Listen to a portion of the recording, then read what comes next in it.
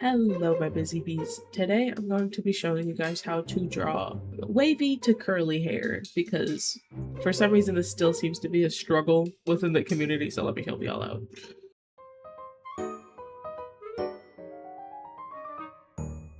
So I'm going to be showing you guys how to draw like different types of curls ranging from like wavy hair to like a really tight coil. So let's just get started. All right, first things first is a loose wave. This is the easiest of the curls.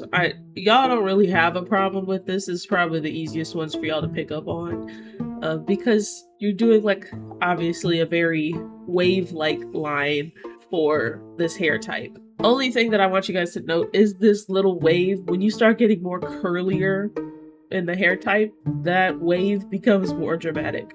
So get used to that line. Get used to drawing that subtle wave because it's gonna get more insane later on. Not much, you know. A little rendering tip that I do is when I do the airbrush shading, I will do it in between each like bump on the hair.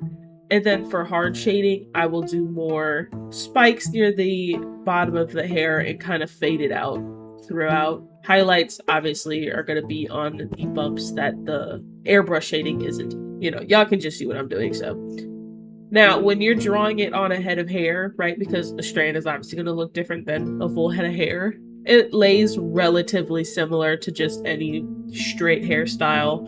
Not that much distance between scalp and the side of the hair. Only thing that I would recommend is adding that slight swoop on the ends. But yeah, that's pretty much it. It's not really anything complicated.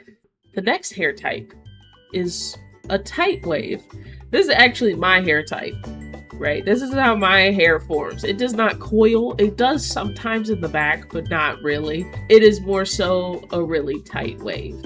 But it's basically the same thing as the last one. I like to add more like actual curls on the ends though, instead of it just kind of swooping. I will sometimes make a full curl and I'll add in some extra strands hanging off the sides because this type of hair can get frizzy really easily.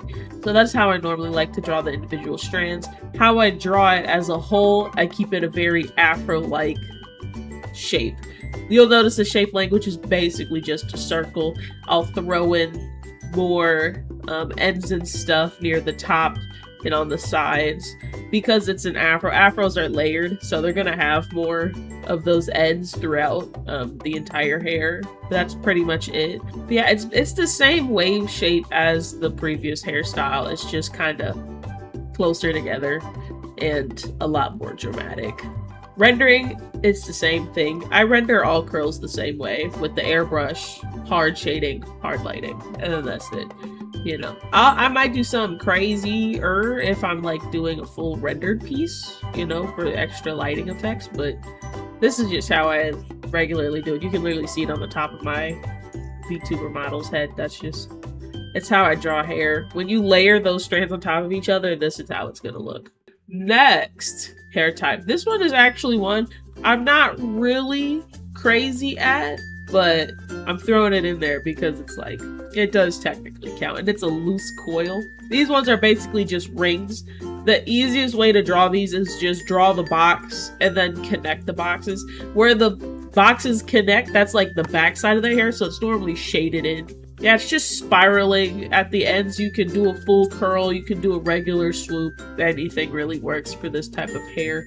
But yeah, I actually find this strand of hair harder to draw than any other hair type. Like when I'm drawing like 4C hair, I find it easier than this. Like this is hard for some reason. Like it's so detailed. Like I be seeing people who are able to draw this and they're like, I actually can't draw afro hair. Afro hair is hard. I don't believe you. Like you can whip this out of your pocket. You can't draw an afro, put it to rest, okay? Put it to rest.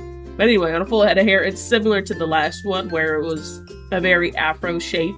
It's going to be relatively circular. It can rest flat, but the most common way I see this hair type used is in those giant pigtails on anime girls. That's the most common one. or how it's laid on Rarity from My Little Pony. Those are like your only two options for this type of hair, and that's about it. But that's how I would draw it on the top of somebody's head. As you can see, it's a little bit different from the last one. I put in a lot more definition with the line art in particular to give it that like, oh, like there's coils in there type look, you know. But as you can see, there's still more strands sticking out from top to bottom because, again, this type of hair would probably be layered if it was on top of somebody's head.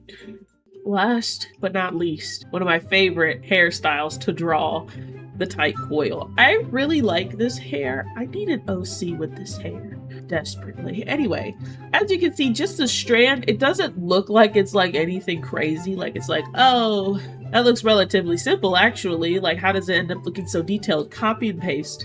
Copy and paste. You take this single coil and copy and paste it across the top of somebody's head, and then you end up getting an entire hairstyle. That's actually what that's what I did for my hair. Some of the hairs on my head are actually, they follow the tight coil, and some of them follow the regular tight waves. I did both. I think it's mainly tight coil, if I remember correctly. As you can see, layered, it's like, oh wow, that looks so detailed and full. I maybe drew those strands 5 times, copy and paste the rest.